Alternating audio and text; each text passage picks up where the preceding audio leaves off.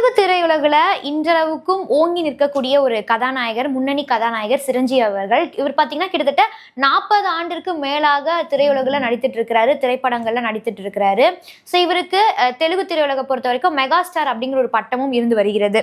So இவருடைய market level அப்படிங்கிறது பார்த்தீங்கன்னா தற்போது வரைக்கும் இழந்து போகவே இல்லை. இன்றளவுக்குமே திரைப்படங்களை நடித்திருக்கிறாரு, நடித்து கொண்டிருக்கிறாரு. இவருக்கு என்று தனி ரசிகர்கள் கூட்டமே இருக்கு. எண்ணற்ற ரசிகர்கள் இவருக்காக இருக்கிறாங்க அப்படின்னே சொல்லலாம்.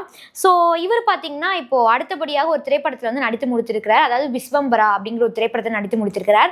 இந்த திரைப்படத்தை பொறுத்த வரைக்கும் பார்த்தீங்கன்னா த்ரிஷா அவர்கள் சிரஞ்சீவி அவர்களுடன் சேர்ந்து நடித்திருக்கிறாங்க. மேலும் இந்த திரைப்படத்தை பார்த்தீங்கன்னா மலித் வசிஸ்த்ரா அவங்க தான் வந்துட்டு இந்த திரைப்படத்தை இயக்கி இருக்கிறாங்க. ஸோ ரீசெண்டாக தான் சிரஞ்சீவி அவர்களுக்கு 70வது பிறந்தநாள் அப்படிங்கிறது சென்றடைந்தது.